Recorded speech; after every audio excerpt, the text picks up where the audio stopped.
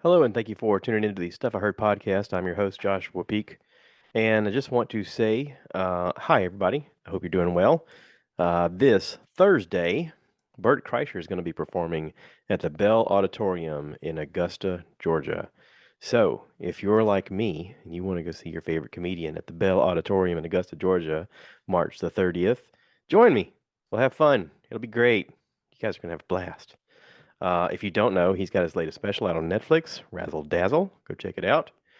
Also, this is the Stuff I Heard podcast. So let me tell you about some stuff I heard. Okay, so Chris Rock has a new special, Selective Outrage, that aired live on, was it last Saturday? Anyway, it aired live and then they edited it later so that people could watch it. It kind of cut up a little bit. So I went to go see Chris Rock and Dave Chappelle perform in North Charleston with my friend Greg, and we had a blast. And there's a lot of the stuff that he was working on then in this show, but because it's done for a show, Chris is really, um, his comedy really comes through in a performance. Um, I've heard a lot of comedians talk about their process and how they come up with jokes, and a lot of them do, stream of consciousness, just get on stage and talk about whatever's in your head, and sometimes funny stuff comes out. Well, there's a lot of them that record their shows on a regular basis, and they go back and they watch it, and they go, "Okay, this worked, that didn't work. This was the funny part I liked." Rogan has talked often about how he gets up early and works out, and then he gets super high, and then starts writing just whatever comes to the stream of thought. He likes to write it out, and then he sees what the funny is later and tries it on stage. So there's a lot of different ways that people do it. Now, I've heard that Chris Rock years ago realized that he wanted to be able to do his best performance anytime he was in front of people. Not just because he was a comedian and he took his craft seriously, but also because he realized that he couldn't just get up there and wing it. He felt like this is a job and I want to be as prepared as possible. So he had a group of comedians that would help him write. He would get up on stage and he would tell jokes, and they would help him kind of tweak it a little bit and give it a little bit of extra something, whether it was taking this part out or adding this other part. But then, because of the movies and because of the fact that he's been doing comedy for so long on the top of the stage, he's seen as many as one of the best doing comedy today. So he can't just go into a room that's for Chris Rock and do any jokes because people are going to laugh because it's Chris Rock. And he's like, I don't want you to laugh because you're pandering to the fact that I'm this celebrity. I want you to laugh because it's funny. So he goes, this is what I hear. He apparently writes down a lot of his jokes onto index cards, and he'll randomly show up to a comedy club, and he'll just say, "Hey, do you mind if I hop on and do a quick 10 minutes? I just want to see if these jokes work." And he'll get up on stage with his index cards, and he goes, "All right, guys, I want your help here. Is this funny?" And he'll just read it like he's just reading from an essay. I got this idea of this, and this is where I think the funny is. Is it funny? And unprompted, people have no idea that he's going to be there. But also, he doesn't do it as a performance. He does it as a, here's the premise, and is it funny? If it's funny, then I'll work on it. If it's not funny, I'll throw it away and we'll just start over somewhere else. But he does that regularly and takes the job seriously. So what I saw in North Charleston was sort of a version of this, because in North Charleston, he did it in the center of a round of an arena. And being in the center of the round, you have to kind of move around and talk to the audience in different directions, and you have to address everybody there. And, also being surrounded by that many people, a lot of people felt like they wanted to be heard, like they were part of the show. And there's really no need for that. I mean, honestly, let the people do what they do. They're funny. They can do it without you, trust me. But seriously, people still wanted to chime in to everything that was said. One way or another, people wanted to part their, they wanted to put themselves in the show. And I'm sure Chris had to deal with that on the live performance. Now, what I said before, I kind of mean.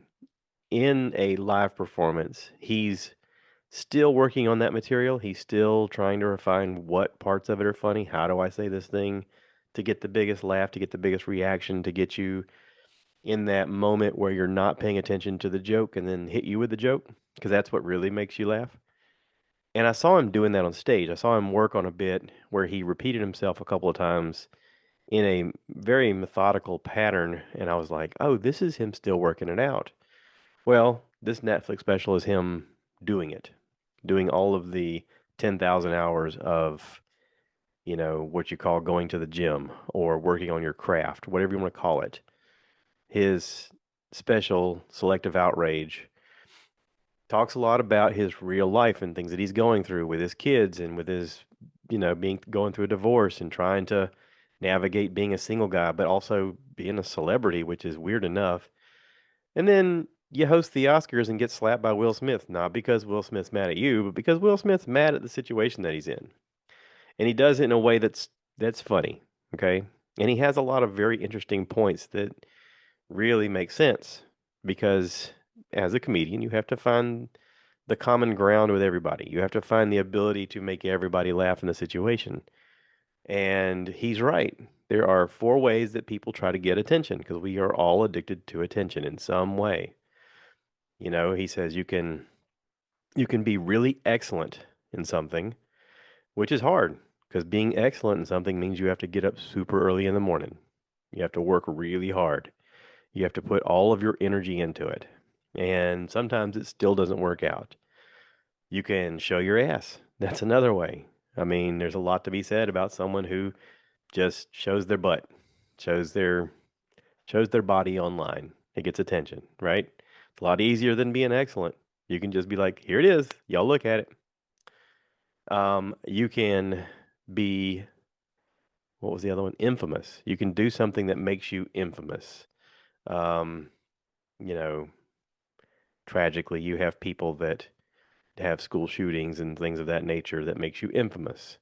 You can be in politics. You can be the person that says something outlandish that, whether they like you or hate you, makes you infamous. Okay? That's very volatile. Or the easiest way is to be a victim. And so he explains how a lot of people do things and try to say that they're victims in situations where they're not victims. And he points out how Will Smith basically slapped him on stage for saying a joke, and yet Will Smith wanted to go on television and talk about how he was a victim and how hypocritical it is of that situation because one of them got assaulted and it wasn't the guy who was claiming that he was a victim. Instead, Chris used that moment to go, "You know what? Let's talk about this. I am a comedian. I am a professional. I have a microphone and an audience of people that listen to me.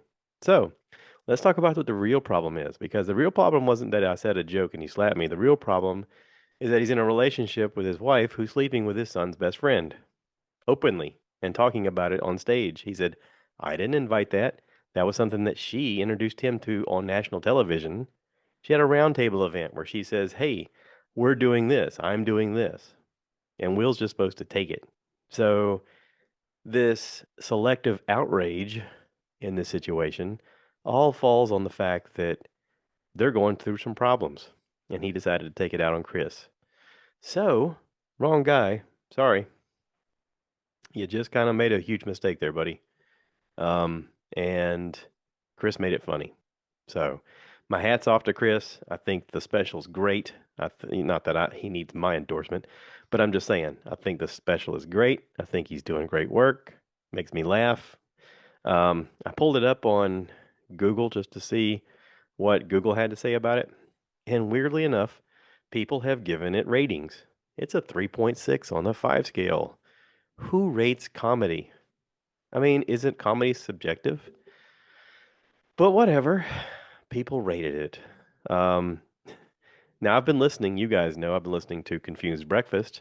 Great podcast. They talk about movies, they talk about the nostalgia of old movies, and they talk about how you go back and you watch them current day, and sometimes they don't hold up.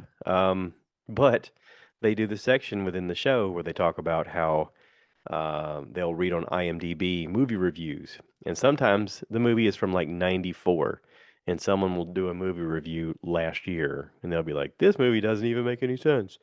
I'll give you an example. Okay. So I just listened to an episode about Airheads. Airhead was a movie that came out in 1994. And the premise of the movie is really silly. These bandmates in an amateur band want to promote their band. Three band members hoping to make a big break head to the radio station and play their demo tape and wind up holding everyone hostage with a plastic gun when the head DJ refuses to play them. And the cast is unbelievable.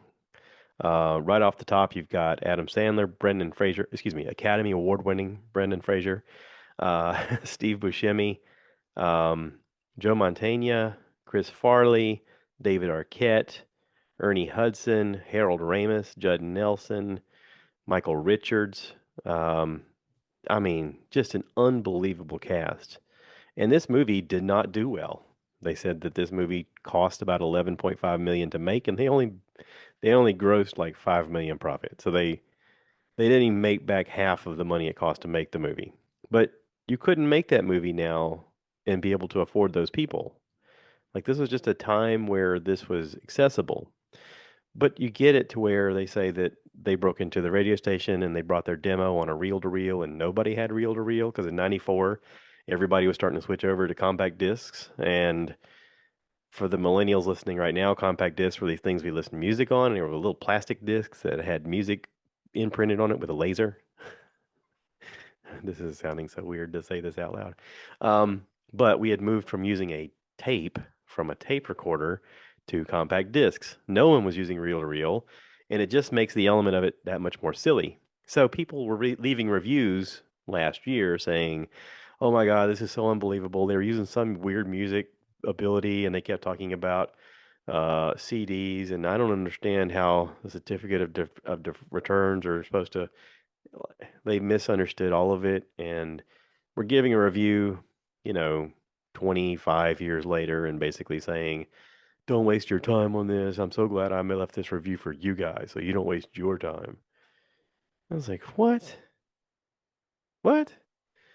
So, with all that being said, I'm looking at the review for Chris Rock Special, and on here, the first thing that pops up on audience review, I don't know who this guy is. It's a guy, I can tell. Only guys are this arrogant. While watching the afternoon movie I reviewed earlier, Rogue Agent, I prompted about Chris Rock going live with his new 1 hour stand up special called Selective Outrage. And although I did not watch it live, I should have. You know me and my commitment issues. Who is this guy? Seriously, who is this guy? You know me and my commitment issues?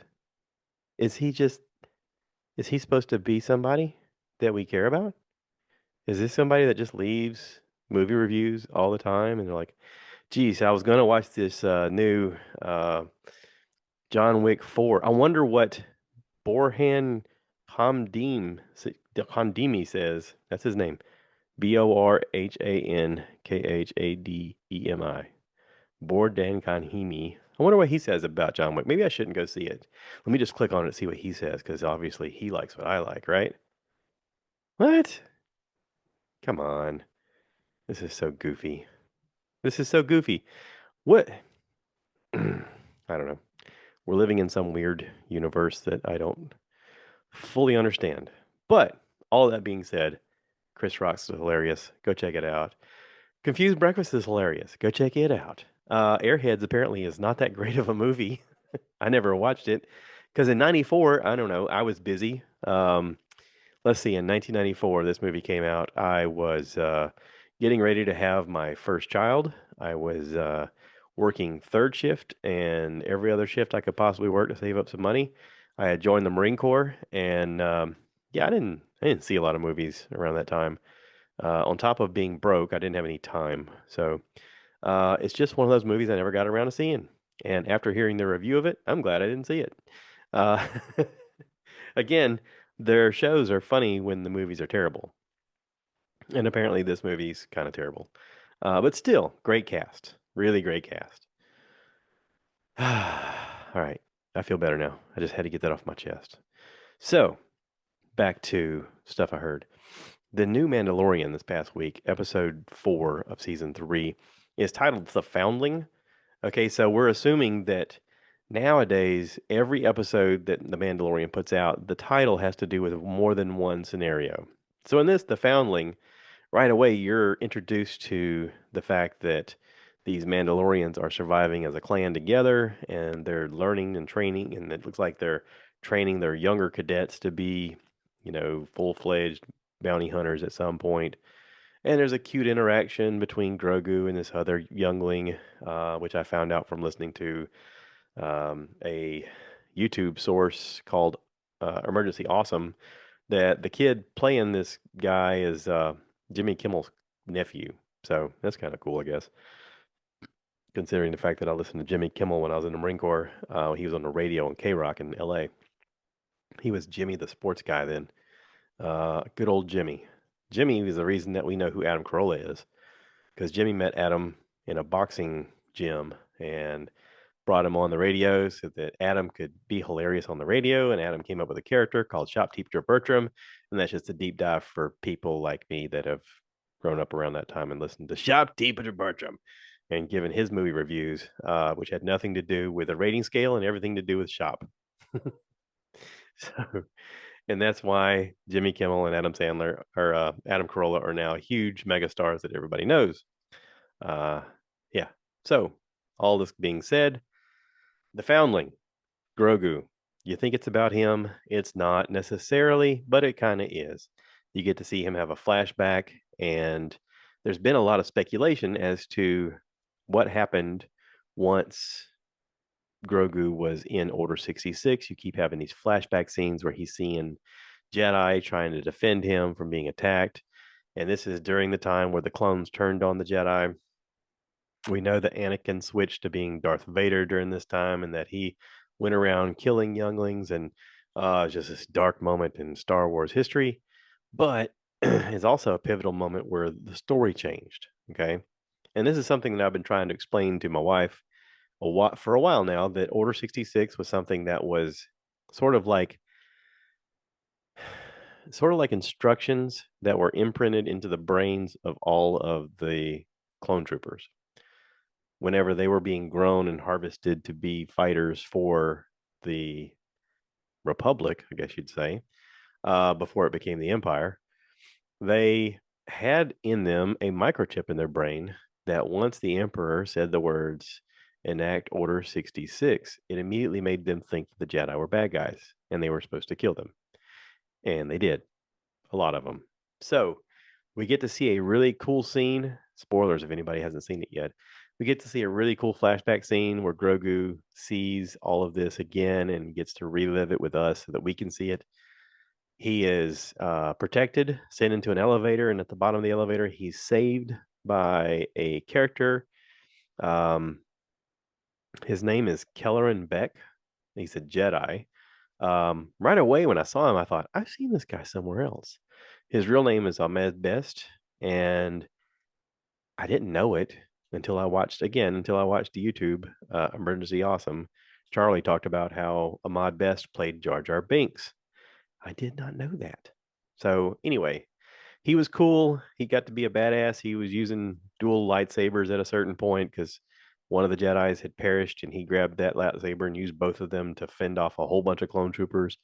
Then there's a high-speed chase through the city of, well, I say the city of Coruscant. The whole planet is a city. Anyway, there's a huge chase scene. He gets away on a Naboo starship, which is what Padme had from her home planet. So yeah, it was interesting. It was a very interesting episode.